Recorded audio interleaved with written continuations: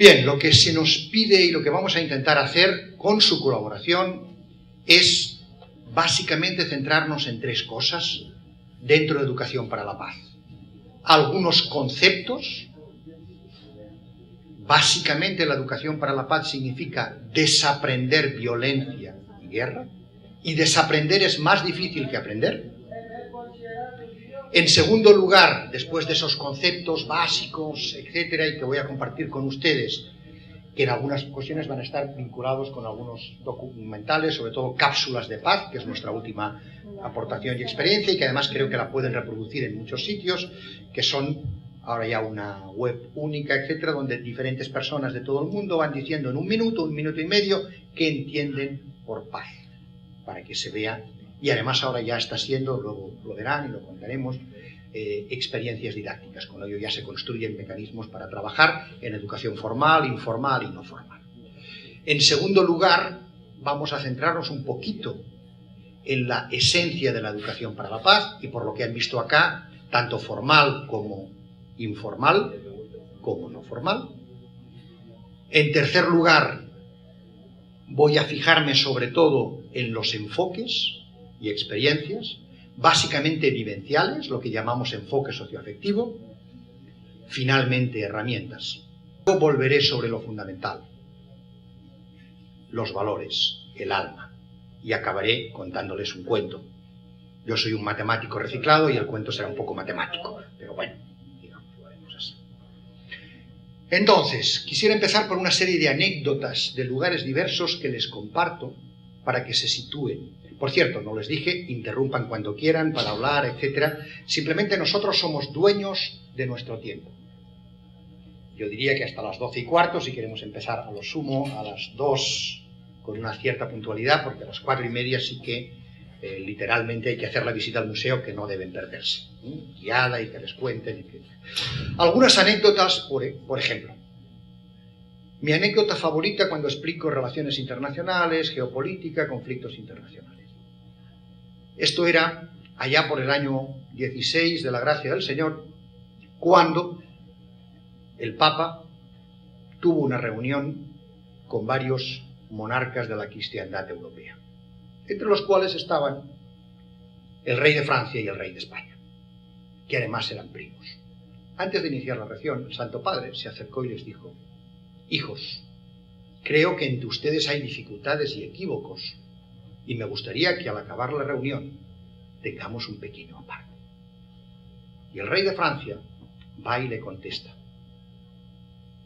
Santidad, lo que usted diga es palabra de ley. Nos reuniremos, pero que le quede claro que entre mi primo y yo no hay ningún equívoco. Los dos queremos dominar Milán.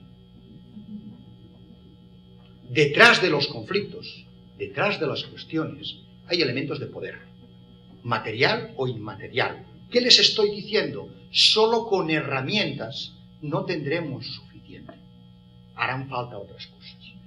La educación es la palanca para transformar el mundo, Freire, porque no puede serlo.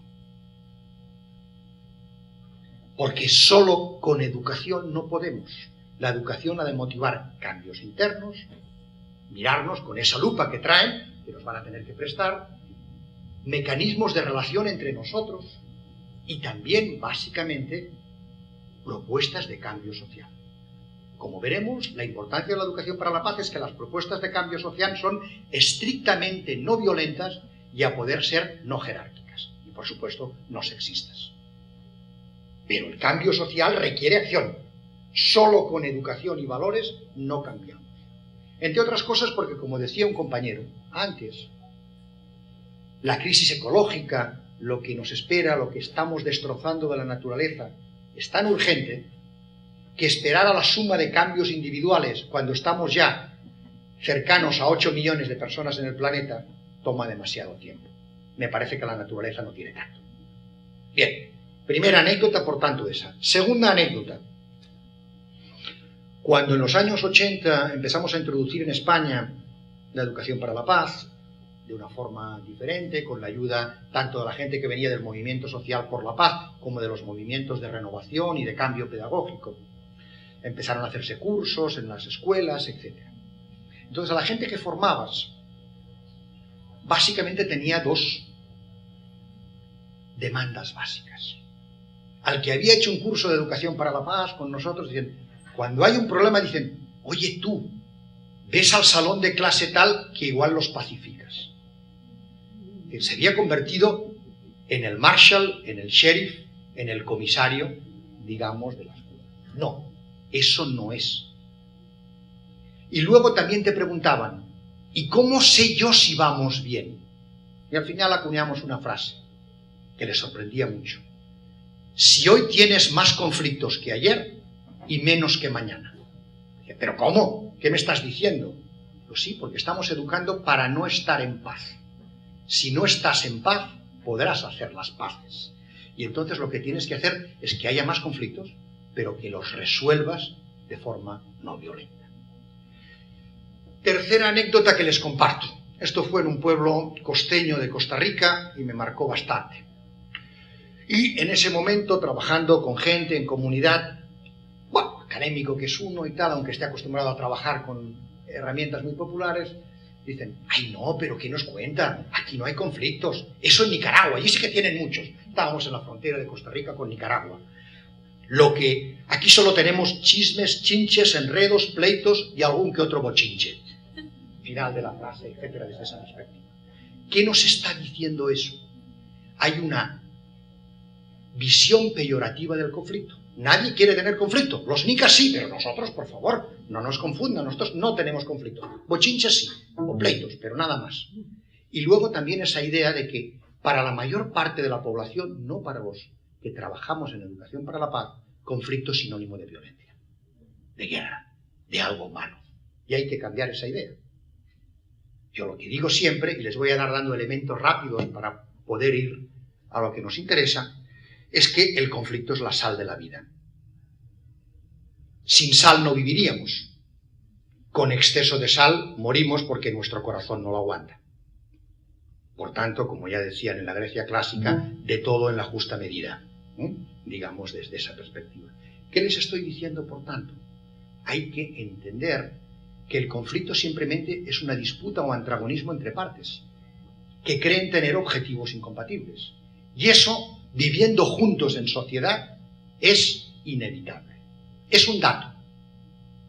Y los datos se apuntan. Y si no estás de acuerdo con el dato, intentas cambiar. Pero mientras no lo cambies, el dato está ahí. Por mucho que no quieras mirar. En Educación para la Paz, hacer de avestruz no sirve. Recuerden, la avestruz, cuando llega el miedo y el peligro, hace un agujerito en el suelo, mete la cabeza y no mira. Sin embargo, la matan igual, desgraciadamente. Lo que pasa es que no se da cuenta que la matan. Es una técnica, como otra, digamos, etc. Pero el problema está ahí.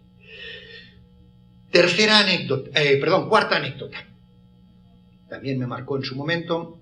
Para hacer temas de educación para la paz, en los años 80, habíamos creado una técnica de toma de decisiones, no jerárquica, no sexista, con un mecanismo para no votar, a ser posible, porque la votación siempre implica ganadores y vencedores. Bueno, en fin, no les voy a contar los elementos. En una reunión internacional en la UNESCO contamos eso, y al acabar se acercaron educadamente, no lo dijeron en público, dos africanos con los que sigo teniendo en relación, muy corteses, y me dijeron, qué ilusión que la academia haya aprendido por fin la manera de tomar decisiones de nuestras comunidades y pueblos africanos. Y les aseguró que no. A menudo descubrimos atlánticos, pacíficos, mediterráneos cada día, cuando hace miles de años que existen. En un elemento clave de educación para la paz es tener en cuenta los valores culturales, las idiosincrasias. Por ejemplo, ¿cuánto podemos aprender de una institución importante en las culturas originarias de Colombia, como el palabrero entre los bayús? El palabrero es una persona especializada con poder específico, porque además lleva el bastón de mando, que con la palabra resuelve cosas. Fíjense en ese detalle, etc. Hay que utilizar siempre los valores, las costumbres tradicionales. Por ejemplo, una técnica muy importante para trabajar en educación para la paz en el lugar es primero empaparse de los refranes, de los dichos, de las formas de decir más populares y usar eso. Una de las cosas que descubre uno andando por el mundo es que tenemos muchas diferencias, pero sobre todo mucho en común.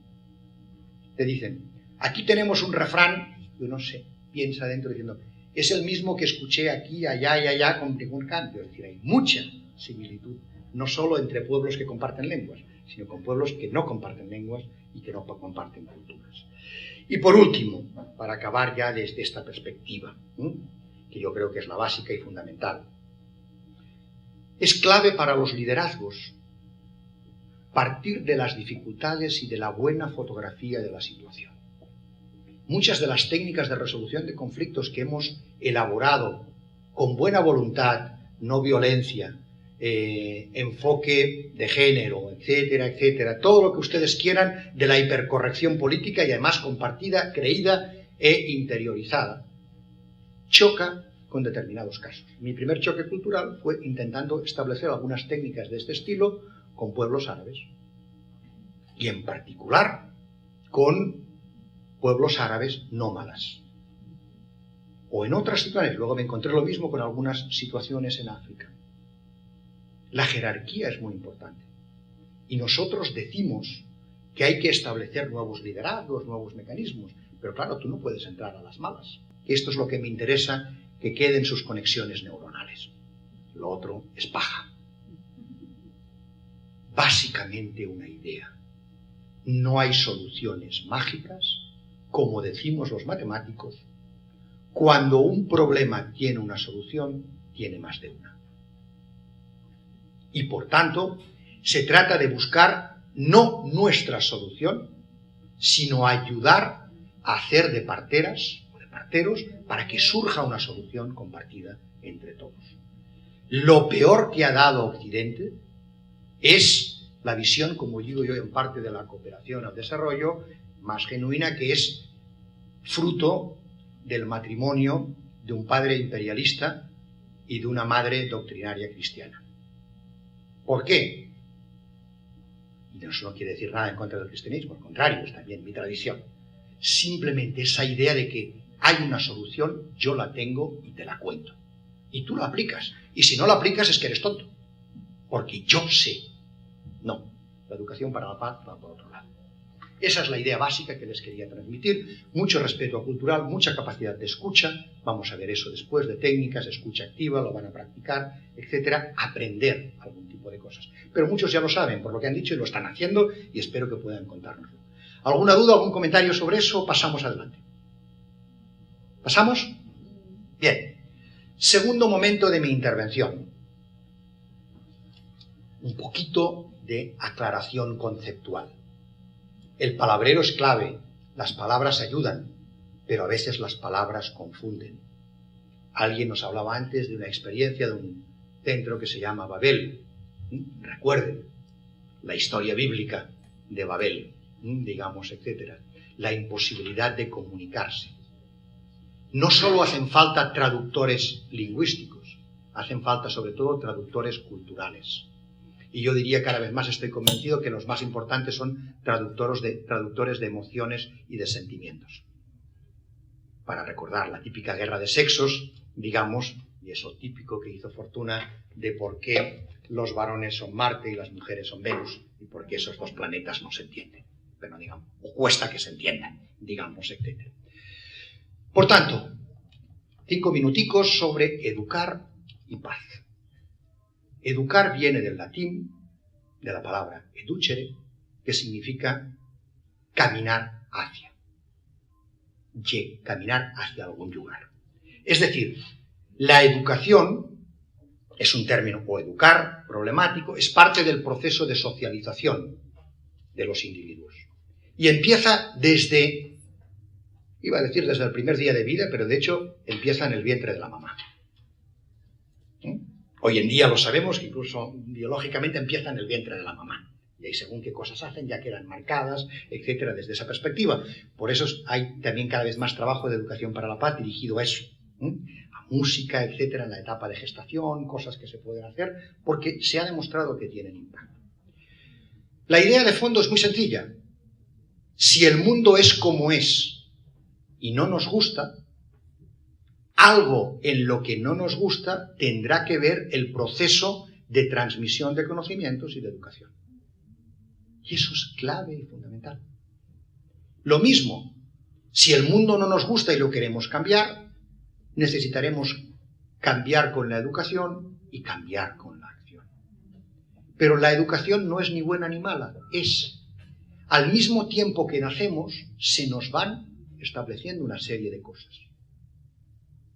Estoy convencido, hay una experiencia en marcha de investigación en este propio Casa Museo y algunos estamos intentando apoyarla, que uno no puede explicar la persistencia de la violencia, por ejemplo, en un país como Colombia, durante 150 años, la violencia política, y resolver el problema matando, sin tener en cuenta que aquí tiene que haber, yo dirigí una investigación de mi universidad que vieron si es que había algún virus extraño, etcétera, en el agua, los ríos, etcétera, y toda la gente de mi universidad especialista en ecología y tal, estuvo un tiempo y dijo, no hay nada, Colombia es igual que los demás. Entonces, si no es un virus, es cultural, social, vinculado a las relaciones de aprendizaje, y eso tiene que ver mucho con la socialización y la educación.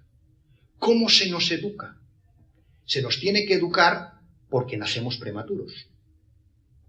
Nos dicen los fisiólogos que un ser humano debería tener de 18 a 20 meses de gestación, neuronalmente. Evidentemente, no hay útero ni cuello cervical de mujer que resista eso. Es imposible, imposible.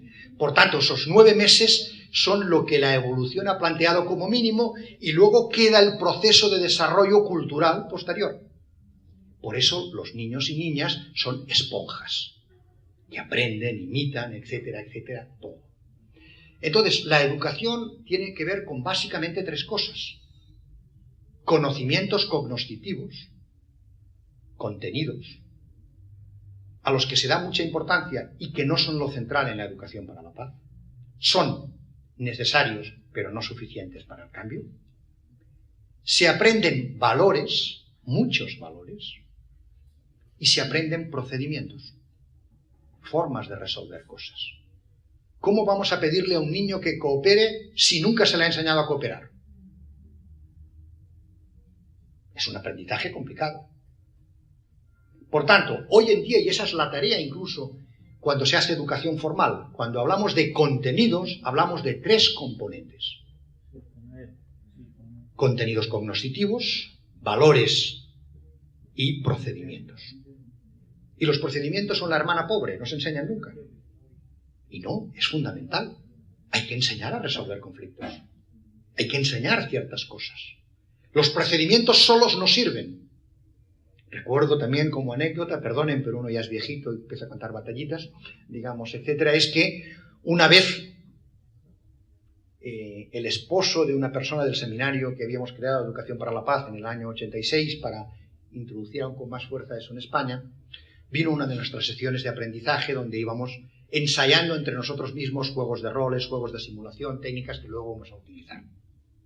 Y recuerdo que una vez que probábamos cómo adaptar un juego de roles o de simulaciones, él era un ejecutivo, un alto ejecutivo de una empresa gringa, digamos, etcétera, de bebidas dulces, o sea que tenía mala conciencia, digamos, no digo más porque sería hacer publicidad, pero se pueden imaginar, no quedan tantas, digamos, desde esa perspectiva, y al cabo de una semana me llama que había ido a un curso de formación de altos directivos en Londres y dices, oye, hemos utilizado las dinámicas que nos has enseñado.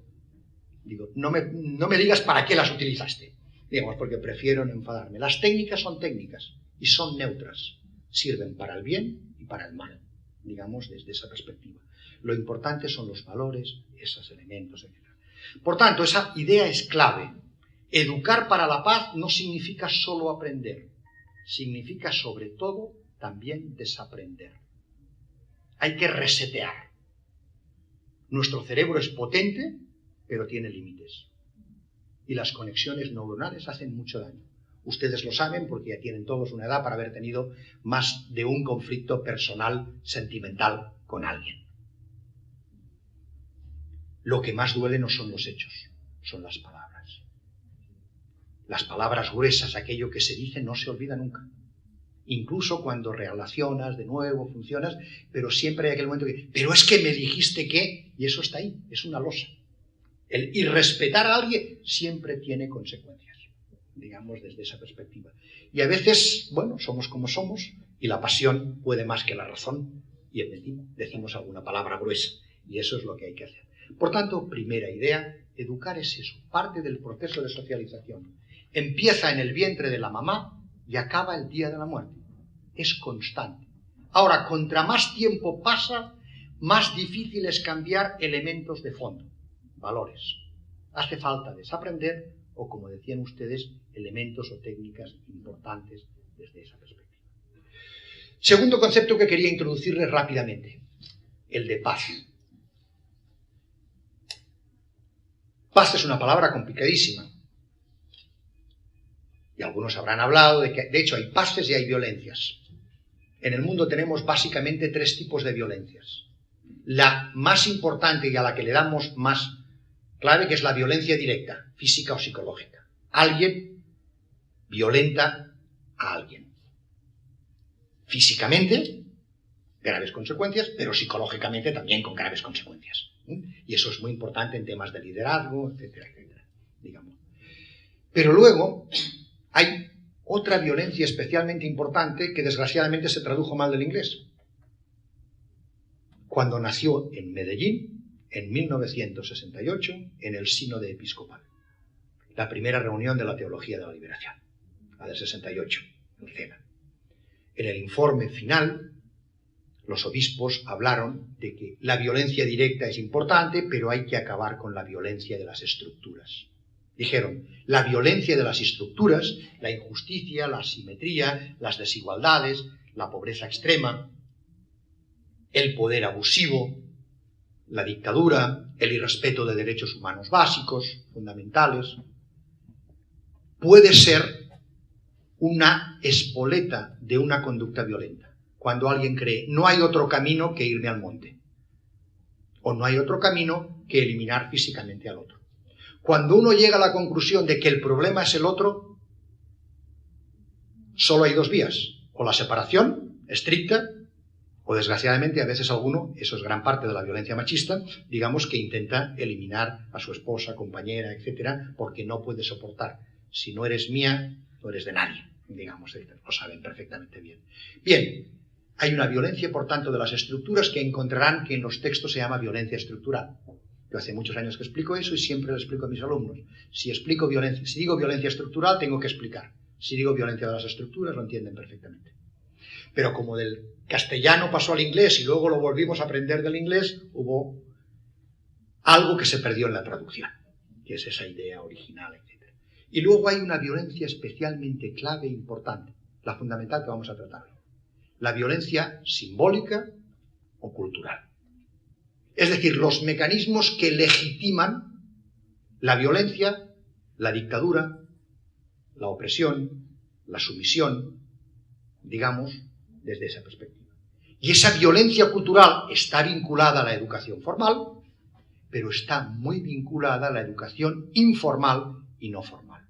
Lo que aprendemos por los medios de comunicación, por la calle, lo que vemos, algo que luego retomaré, que es lo que llamamos el currículum oculto, que es lo que más trae. Más que lo que nos enseñan en el encerado, nos cuenta lo que realmente percibimos de relaciones sociales en el salón.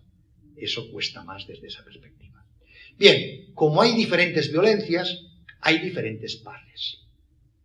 Y normalmente se suele distinguir entre una paz negativa, que en Colombia ya sería Hollywood elevado a 18, en muchas comunidades, que es ausencia de violencia directa.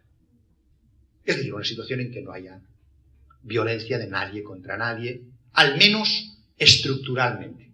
Esporádicamente siempre puede haber a alguien que se le crucen los cables y que mate a alguien.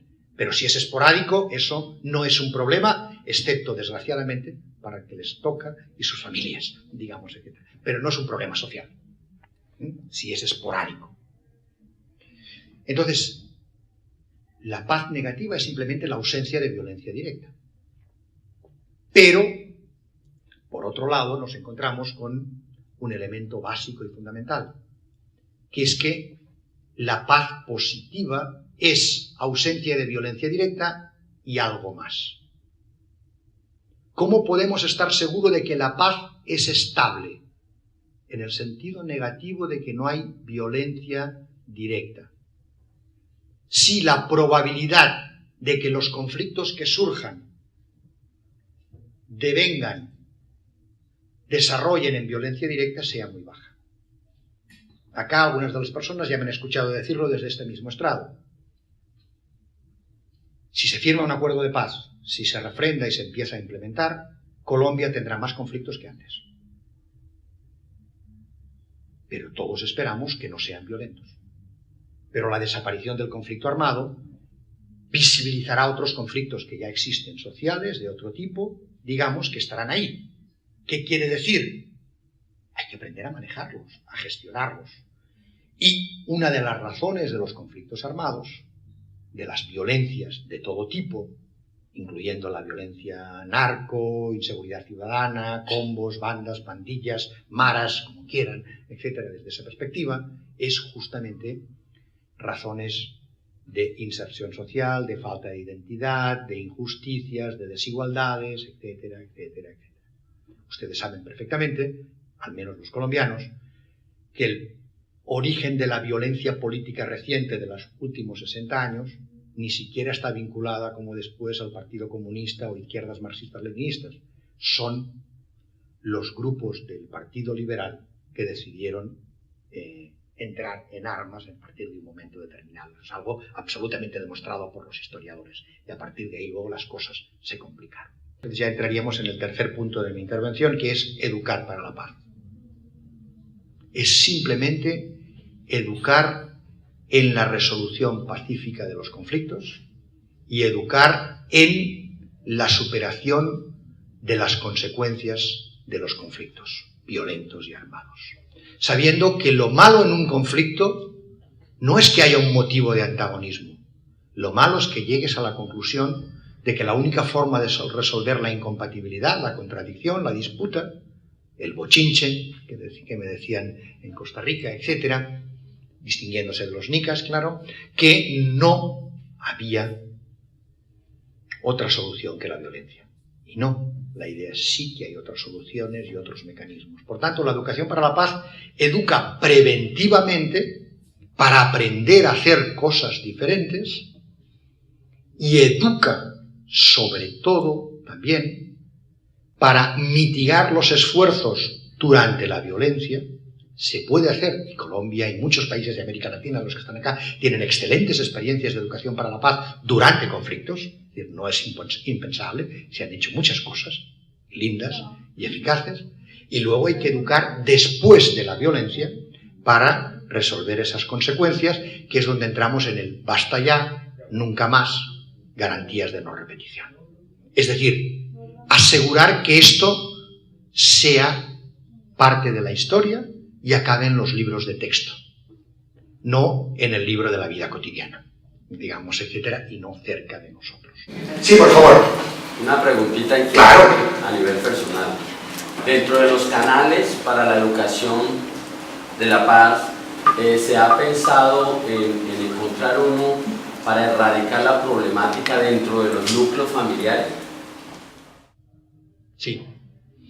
La educación para la paz es un nombre genérico que abarca muchas cosas y muy diversas y heterogéneas, que simplemente es, por decirlo así, como, si ustedes recuerdan las imágenes de aquellos templos griegos, columnas y un triángulo, un frontispicio común. La educación para la paz son múltiples columnas, además desiguales, con diferentes construcciones, etcétera, pero que tienen un templete, un triángulo que los une, que tiene una serie de características comunes. Por ejemplo, les voy a dar algunas ya que estábamos en eso, etc. Tomar partido en el proceso de socialización por valores que alienten el cambio social y personal pacífico. Es decir, no, yo no quiero según qué. La educación para la paz no puede ser neutral.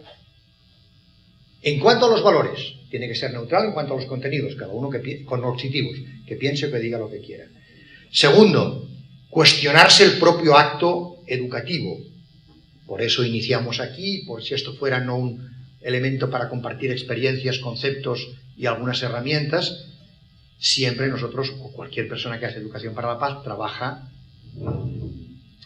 con herramientas activas para evitar lo que Freire llamaba la concepción bancaria de la educación. Es decir, yo tengo todo el dinero, toda la plata y te la paso. Así no se aprende. A lo mejor cognitivamente se aprende, Pero en valores y procedimientos no se aprende simplemente diciendo cómo lo tienes que hacer. Hay que hacerlo. Se aprende haciendo. Digamos, si no, no es viable, etc.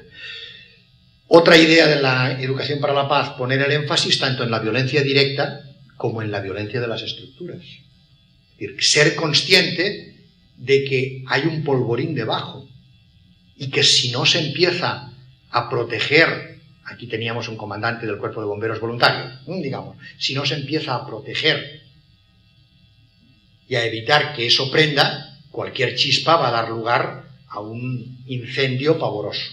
Bueno, pues eso es lo que hay que plantear, etcétera, desde esa perspectiva. Acabar también con la violencia simbólica. Es decir, sí, la educación para la paz, y en particular en su parte de resolución de conflictos, se puede utilizar en el ámbito de los conflictos intrapersonales, aunque esos son los más difíciles. Yo cada día me levanto con conflictos conmigo mismo y sigo sin resolverlos, y cualquiera que tenga algo que ver con la salud, intentar hacer algún tipo de dieta, de comida saludable, fumar o no fumar, sabe lo duro que es manejar ese conflicto, digamos, entre la salud y la tentación y el placer, digamos, etc. Bien, hay conflictos interpersonales, entre los cuales están los de familia, etcétera, o los comunitarios, conflictos intragrupales, conflictos intergrupales e incluso conflictos internacionales. La idea que se maneja es que, salvando algunas diferencias, los recursos son los mismos para un conflicto entre una pareja y un conflicto entre 2 estados o 10 estados. Y son muy parecidos, y eso es lo que van a aprender, digamos, en algunos de los elementos. ¿Ya? ¿Si me ve? Sí, por favor, antes mientras esperamos que... Quería hacer un aporte. Mi nombre es Ramón Figueroa, representante de víctimas de Nuevo Amanecer de Cáceres. Respecto a lo que usted dijo sobre la violencia, quiero traer algo que yo he leído. Dice que usted dice que el Partido Liberal fue que empezó, y yo... no, yo no he dicho eso. O sea, que se empezó la violencia desde esa época, que fueron al monte los liberales. Quiero decir algo. La violencia empieza desde que la corona española invadió el Estado. Bueno, ahora otro aporte que te quiero decir. Totalmente de acuerdo. Otra cosa. La paz la va a firmar es los gobernantes, no nosotros. O sea, hay una equivocación. La paz, la guerrilla pelea con el ejército, pero incluye a la sociedad civil. Pero la paz la firma el gobierno, más no nosotros. Pues la guerra sigue siendo la misma guerra, porque habrá problemas en la sociedad, como aparecen ahora, por ejemplo, bandas criminales que no aparecen en el conflicto armado como un problema, pero que es un problema. El microtráfico, todo eso es un problema de la misma sociedad.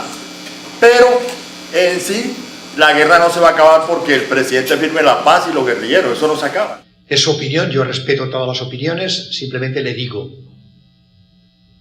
la violencia empieza antes. Si uno es creyente, en función de si hagamos eso, en función de la creencia que tenga religiosa, la violencia puede empezar desde el inframundo de los mayas hasta... No, claro, ahí está.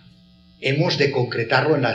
Y estoy de acuerdo con usted, claro que la violencia y la desigualdad vino con la corona, y estaba ya en las comunidades originarias.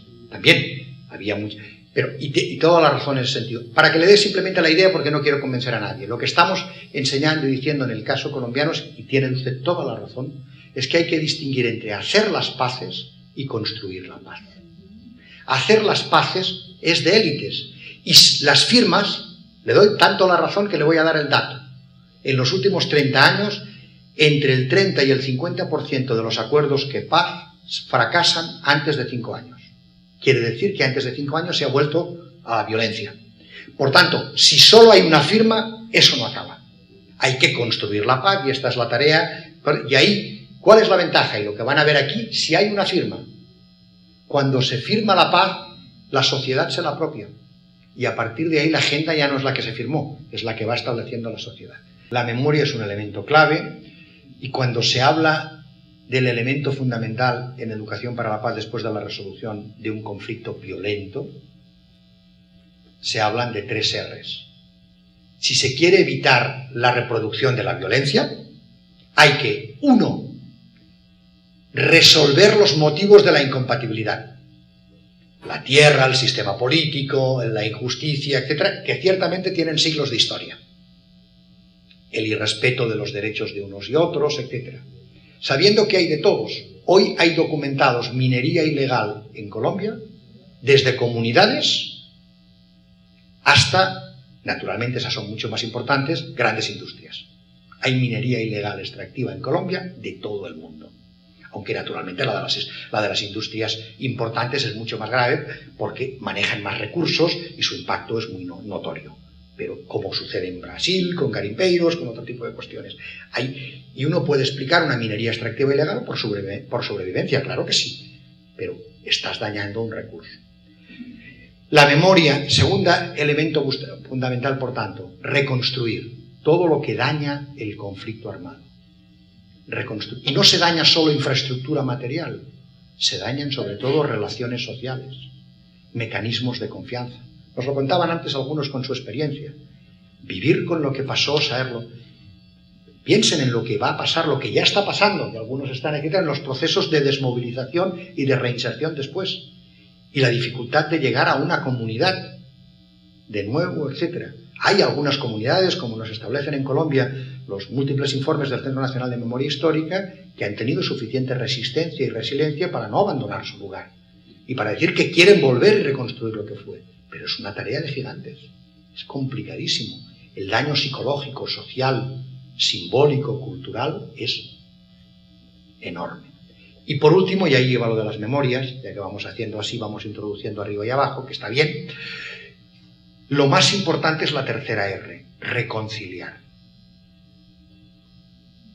Y reconciliar es una tarea que dura generaciones. Mi mamá tiene 87 años. Es del norte de España, no de Cataluña. Y su familia era una familia republicana, de las que fueron castigadas por la dictadura franquista. Mi mamá ha sido una persona activa en algunos procesos de la transición, etcétera, etcétera, y ha hecho su reconciliación intelectual. Pero cuando habla todavía es de un pueblito pequeño de 4.000 habitantes, de cómo la parte de su familia directa, sanguínea, estaba en el otro lado y maltrataron a mi abuela, mataron a mi abuelo, bueno, pusieron complicaciones a mi abuelo, mataron a algunos de sus hermanos, etcétera, etcétera. Dice los insultos más duros que se puedan ocurrir que yo no me atrevo a repetir, digamos, etcétera. Mi mamá se irá a la tumba sin reconciliación emotiva. Intelectualmente está resuelto, pero le cuesta mucho en este caso. Es decir, es posible, pero depende de los casos, de las cuestiones, etcétera. La reconciliación dura al menos 2 generaciones. Comparativo. ¿Y cuáles son los ingredientes de la reconciliación? Y con eso concluyo la pregunta. Básicamente 4. Derecho a la verdad, derecho a la justicia, derecho a la reparación y reparaciones, y, como producto de eso, garantía de no repetición. Pero la garantía de no repetición no la tienes asegurada cuando firmas la paz en absoluto o lo que sea. Hay que trabajarla, hay que construirla, y para eso hay que saber qué pasó la verdad, y ahí efectivamente habrá y sabremos que normalmente en una situación violenta todo el mundo tiene culpabilidades, pero no son simétricas, digamos. Ahora, hay malas conductas en todas partes, siempre, digamos, etc. El derecho a la justicia, y eso es clave. Antes teníamos un compañero chileno. En Chile, las víctimas directas fueron 3.000. Ahora hay una nueva abertura, etcétera, y probablemente con el nuevo recuento parece que van a llegar a 5.000, 6.000. En Colombia, en este momento, el contador de víctimas de la unidad de víctimas está en más de 7 millones. Lo que pasa es que 5,5 son desplazados. Pero de todas maneras, claro, estamos hablando de décadas. Y además, efectivamente, hay debates sobre dónde empieza. Digamos, 40, 50, 60, 70, más, digamos. Pero, en cualquier caso, aunque ponga solo 50, estamos hablando de millones de víctimas. Y no es complicado, ya que tenemos muchas compañeras brasileñas. Ha habido que esperar mucho para hacerle frente a la dictadura del 64. Presidente Lula no fue capaz de establecer la Comisión de la Verdad. La Comisión de la Estabilidad la ha establecido la presidenta Dilma y la ha establecido ejecutivamente y presidencialmente. He dicho, esta es la comisión, este es el mandato y estos son los componentes. Más suave de lo que habrían querido muchos, pero es que si no, no habría habido consenso. Y estamos hablando, con los primeros informes, de centenares y de escasamente poco más de 1000 víctimas, 2000 víctimas directas. Nada. Y sin embargo, fíjense el impacto. En el año 2014, o a finales de 2013, si no recuerdo mal, fue cuando hubo que establecer ya una comisión que llevaba de una dictadura desde el año 64. Lo que duró, es decir, fíjense lo que duró. En España, la transición fue amnésica. Todavía no tenemos leyes de memoria, que de hecho Naciones Unidas está en eso. Pero bueno, el elemento de las memorias es clave. Y por eso uso, como tú, la expresión en plural. No hay memoria, hay memorias. Y las memorias son vivas, son selectivas y tienen diferentes voces. No sé si hay alguna cuestión más que quieran plantearse o revolvemos a ver concepciones de la paz con algunas de las cápsulas para que vean. Esto está hecho con un vídeo muy sencillo y se puede hacer de una forma muy artesanal. Paz, más que para mí, para los pueblos indígenas, significa permanecer en el territorio, que se puedan desarrollar los planes de vida, vivir en armonía con la madre tierra, que la madre tierra también sea liberada. Y cuando hablamos de la libertad de la madre tierra, es que no tenga esos riesgos de la violentación de las multinacionales frente a la minería, frente al petróleo, frente a los hidroeléctricos, hidrocarburos, que lo único que hacen es destruirla y a la vez destruyen a los pueblos indígenas. Entonces la paz para nosotros significa que los derechos legítimos, constitucionales e internacionales realmente se respeten y que podamos trascender en ese marco de la reafirmación de la autodeterminación de los pueblos. Esta es una persona, un compañero vinculado al instituto que trabaja justamente en reconciliación, Carlos Martín Beristain, un médico y psicólogo social. Para mí la paz significa la reconstrucción de las relaciones, no solamente fracturadas por la violencia, sino también de la superación de las situaciones de marginación, exclusión social que se dan en muchos países, y un mínimo proceso con todos los límites que tienen todos los procesos políticos de generar un espacio para que la gente pueda vivir bien y ser feliz.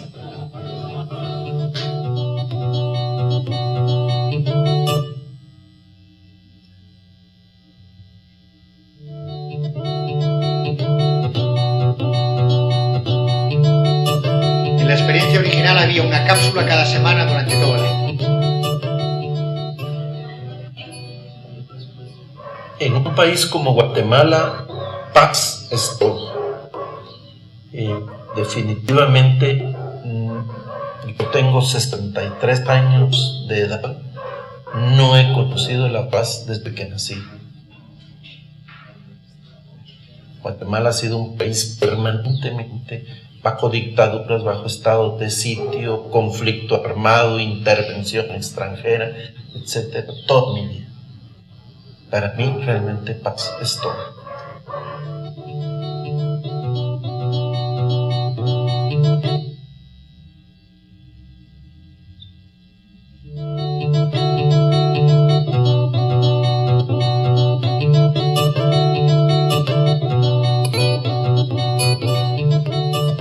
La paz para mí son relaciones humanas buenas, sin violencia, instituciones que sirvan a las necesidades básicas de la gente y justicia para tener una vida digna.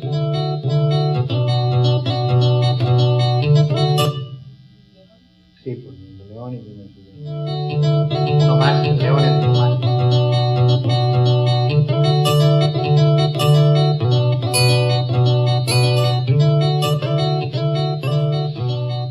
Hay una frase que me gusta mucho. Hacer la paz en un país no es llevar ese país al cielo, sino sacarlo del infierno.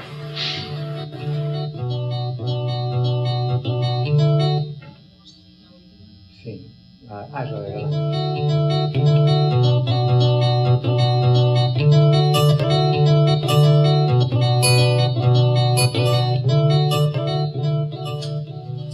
este sistema patriarcal se ha encargado de que los seres humanos nos conformemos como seres llenos de miedo, llenos de prejuicios, llenos de estereotipos, llenos de poderes sobre o bajo otros. Creo que tenemos miedo a vivir, más que miedo a morir. Entonces, una definición de paz para mí es la construcción que podemos hacer, nuevamente, ¿verdad?, de lo individual a lo social, con la certeza de que necesitamos salir del miedo.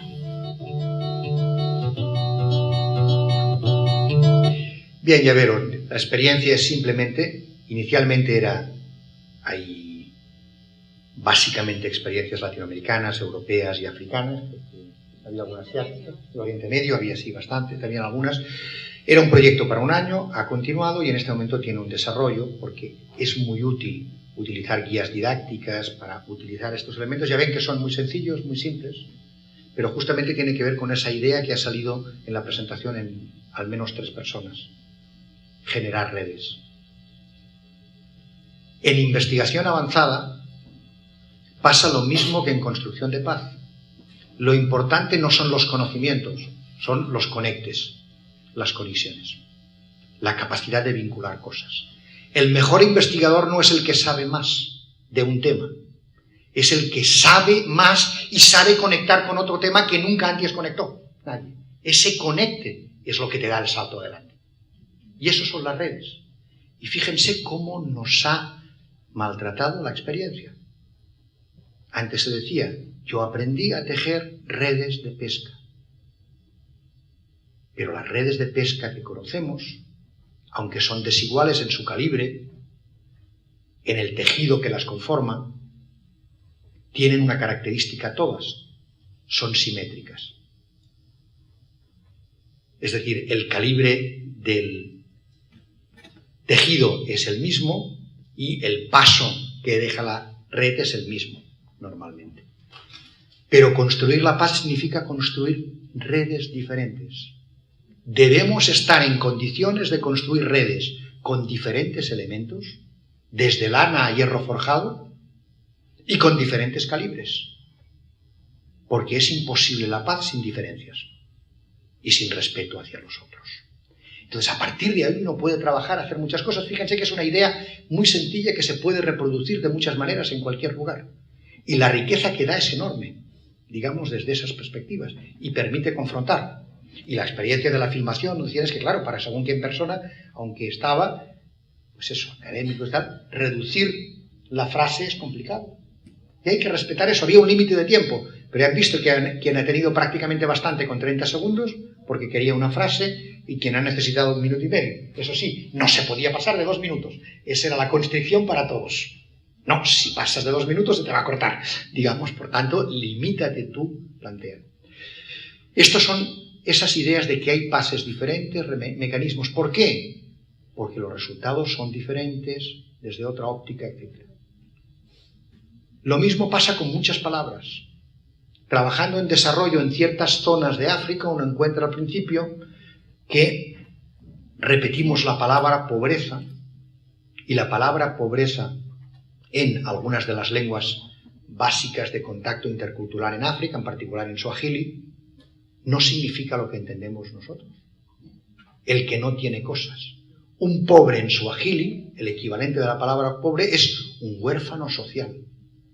Alguien que no tiene relaciones, que está solo. Ese es el pobre. Y sin embargo, para nosotros eso es esa cosa. Y fíjense que eso lo sabemos. En los elementos muy comunitarios y muy fuertes son las familias ampliadas. La pobreza de recursos, si no es hiperextrema, se resuelve con solidaridad. Y se intenta compartir lo que hay, digamos, etc. Y esos son elementos que debemos tener ahí, etc. Para acabar entonces, y pasar un momentito para que también María pueda decir unas cuantas cosas, aunque continuaremos luego en la tarde. Último elemento de mi intervención: herramientas, mecanismos. Hay muchas herramientas, pero ¿qué hemos aprendido en 40 años de educación para la paz? que lo que toca solo las neuronas racionales tiene resultados inmediatos, pero a menudo se va por el agujero de la bañera cuando pasa el agua. Es decir, no tiene perdurabilidad. No es posible hacer educación para la paz solo con conocimientos cognoscitivos. Por mucho que se haga bien una cartilla, un libro de texto de educación formal, si no se motiva. ¿Eso cómo nació? En Educación para el Desarrollo, en Suecia, que empezaron a hacer eso en los años 50 y 60 para trabajar con las relaciones norte-sur, un día que una profesora, la que luego creó ese mecanismo, se encontró que al hablar, después de hacer muchos temas en su clase, haber trabajado muchísimo las relaciones norte-sur, el intercambio desigual, la explotación, etcétera, etcétera, el impacto de la colonización, todo eso, al final un muchacho expresó lo que sentía y dijo: ¡jo, señor, qué duro! Suerte que no hemos nacido en esa zona del mundo. Pues claro, ella reflexionó diciendo: ¿sirve solo conocimientos si no logro motivar y cambiar su corazón? Si no logro ponerlos en modo empatía, en modo solidaridad. Y entonces se dio cuenta que el aprendizaje, como dicen los indios Lakota, Sioux, debe hacerse en la propia piel. Hay un refrán Lakota, Sioux, que dice: uno solo sabe qué enfermedad tiene en los pies otro cuando se calza sus mocasines. Si no llevas los zapatos de otro, no sabes qué problema tienes en los pies. Por tanto, hay que buscar herramientas para ir en los zapatos de otro, para calzar mocasines. Y eso es lo que llamamos enfoque socioafectivo. ¿Cómo se hace? De muchas maneras. Básicamente, alguien le ha dicho, generando sorpresa, duda, preguntas, chocando a la persona. Una experiencia que tuve ocasión de crear en su momento y que se reprodujo mucho en España. Para explicar la verdad. Hay suficiente alimento en el mundo para todos, pero está mal repartido. ¿Qué experiencia se creó? Un juego de simulación. Un día se entraba en la escuela, evidentemente tenía que haber habido complicidad, incluso las asociaciones de padres, etc. Los profesores entraban en el comedor de la escuela y había una sorpresa. Cada uno de los niños que entraba se encontraba que decía: no vas a sentarte donde quieras. Mira, aquí hay unos montones, elige de un color. Si le tocaba el color rojo, iba a una mesa enorme, bien puesta, donde había música ambiental, enseguida llegaba un mesero y les traía una soda y unas papas, etcétera, etcétera, para establecer. Los chicos estaban alucinados, no entendían nada, ¿qué pasa? Hoy, ¿qué nos dan aquí? Fíjate, etcétera. Si les tocaba en la ficha verde, les tocaba una mesa absolutamente desestructurada, enorme, grande, donde sobraba mucho espacio, donde no había prácticamente nada y donde prácticamente de vez en cuando llegaba alguien y les arrojaba un puñado de maní, de no sé qué, de 4 tonterías, etcétera, para pasar el tiempo. Si les tocaba la ficha azul, llegaban a una mesa que no solo estaba perfectamente estructurada, también había meseros, etcétera, sino que llegaban e inmediatamente había música ambiental, les pasaban, hoy lo hubiéramos hecho con un iPod o con una tableta, por favor, siéntese, etcétera, les traían un menú. ¿Usted qué quiere hoy? Mire, hay 3 menús, ¿qué va a elegir? Etcétera, digamos. Y finalmente había una mesa con el último color, digamos marrón, donde había una mesa sin espacio, no había sillas para todo el mundo, algunos tenían que estar de pie y donde había un poquito de comida repartida entre medio.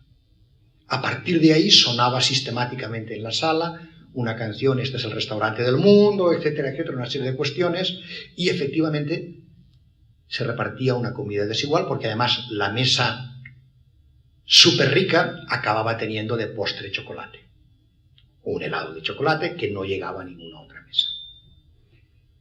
Y lo normal es que casi nunca nadie se rebelaba contra eso. Y es más, los que les tocaba la mesa, las 2 mesas guay, digamos, etcétera, se reían y divertían de los otros. Es un mecanismo como otro para representar rápidamente y vivencialmente en aquel momento África, Asia, si quieren ustedes, digamos, como extremos, o pueden estar ahí también América Latina y el Caribe, Europa y Estados Unidos, digamos, y las diferencias enormes, etc. Naturalmente, a partir de ahí luego había un trabajo en clase de concienciación de la diferencia, etc. Pero los muchachos habían vivido por un día la diferencia. Y además diferencia aleatoria, porque no hay ninguna razón para que comas más o menos por donde has nacido. Eso no lo has elegido tú. Es como una fichita de colores que te dan a la entrada, digamos, etc. No es una decisión consciente tuya ni de los tuyos, digamos, etc. Experiencias de ese estilo hay muchas que se pueden hacer de mucho tipo y verán algunas después, etc. Pero la cuestión es siempre básicamente eso, motivar, sorprender. Usamos a menudo cuentos. Les iba a contar dos, pero uno lo voy a dejar porque ya vamos mal de desarrollo. Y, por tanto, esas técnicas nos permiten eliminar, establecer otras cosas. Hay muchas técnicas de resolución de conflictos, de toma de decisiones, que hay que aprender, que a manejar. Algunas de resolución de conflictos se utilizan ya con niños de 4 años, que aprenden entre ellos y saben, además lo aprenden muy bien. Cuando hay un momento, cálmate, vayamos fuera, porque es lo que se les ha enseñado. No se peguen, no se peleen y no vuelvan a entrar hasta el salón hasta que no resuelven la disputa. Puede imaginarse cuál es la disputa de un niño de 4 años, de quién utiliza la plastilina, el no sé qué, etcétera, es decir, trivialidades. Pero primero les ayuda su maestro o maestra y luego aprenden a resolverlo entre ellos y saben que el primer paso en la resolución de conflictos es calmar, a parar el conflicto. Hay muchas técnicas de ese estilo. En cualquier caso, las técnicas no dan la solución. Con eso concluyo. Hay que establecer el alma y lo verán con un cuento que me van a permitir que les cuente ahora. Esto era, y no era una vez, en que un religioso islámico iba caminando en su peregrinación a la Meca. Llegó a un oasis, vio a 3 hombres parados, llorando de forma desconsolada. Paró su camello y preguntó: «Hijos míos, ¿qué os pasa?». Le contestaron: «Nuestro padre acaba de morir y lo queríamos mucho». Pero, les dijo el religioso, «seguro que os habrá dejado algo para que tengáis memoria, para que lo tengáis siempre presente». Y los 3 muchachos le respondieron: «Claro que sí, nos ha dejado camellos y una voluntad estricta sobre cómo repartirlos. Ha dejado la mitad de los camellos para el hermano grande, el mayor. Ha dejado 1/3 para el hermano segundo y una 9ª parte para el Benjamín, el menor. Pero como nos ha dejado 17 camellos y hemos ido a una buena escuela y los maestros nos han educado bien, sabemos que 17 es un número primo, es decir, es un número que no se puede dividir. De ahí nuestro problema. Queremos a nuestro papá, lo respetamos, pero no podemos cumplir su libertad, su voluntad. No es posible dividir 17 por, digamos, 2, por 3 y por 9. El religioso pensó un rato y dijo: «Bien, creo que tengo una solución. Os doy mi camello y entonces tendréis 18. No puede ser. Usted está en camino de una cuestión muy importante, va hacia la Meca. ¿Cómo nos va a dar su camello? Por favor, confiad en mí, dejadme hacer. Como tenemos 18 camellos, divido por 2 y doy 9 al hermano mayor. Divido por 3 y doy 6 al segundo. Divido por 9 y doy 2 al pequeño. 9, 6 y 2 suman 17. ¿Verdad que sobra un camello? Si no os importa, me lo devolvéis. Adiós y sigo caminando». Primera parte de la historia. Segunda parte de la historia. Esto era y no era un día en que un abogado especialista, un profesionista especialista en mediación y resolución de conflictos, que había estudiado en una de las universidades privadas más excelentes, iba caminando por el desierto, pasó con su coche deportivo y se encontró en un oasis a 3 muchachos de pie, llorando desconsoladamente. Bajó de su coche y les preguntó: «¿Qué os pasa?». Le contestaron: «Nuestro padre acaba de morir, lo queríamos muchos, pero seguro que os habrá dejado algo para que lo tengáis siempre presente». «Sí, claro, nos ha dejado camellos y su voluntad es estricta. Nos ha dado la mitad de los camellos para el hermano grande, 1/3 para el segundo y 1/6 para el Benjamín. Queremos los camellos, queremos respetar el mandato de nuestro papá, pero como nos ha dejado 17 camellos y nos han educado bien, sabemos que es un número primo y no lo podemos dividir. El abogado pensó un rato y dijo, tengo la solución, para eso estoy entrenado. Me dais 5 camellos a mí, con la cual cosa, de esa manera quedan 12, dividimos 12 por 2, por 3 y por 6, y os quedan respectivamente 6 para el mayor, 4 para el segundo, 2 para el pequeño. Así lo hicieron. El especialista en resolución de conflictos ató sus 5 camellos en la parte de atrás de su coche deportivo. Los muchachos, sin acabar de entender lo que había pasado, le dijeron adiós y al cabo de un rato solo había polvo cerca del oasis, etc. Son 2 maneras, 2 formas de resolver. En la segunda no hay alma, no hay valores. No es posible educación para la paz sin valores. No son solo técnicas. Hay muchas técnicas para resolver y negociar. Evidentemente esto es un cuento, está hecho para exagerar, para provocar, pero ojo que esa idea está ahí, digamos, fuerte y presente.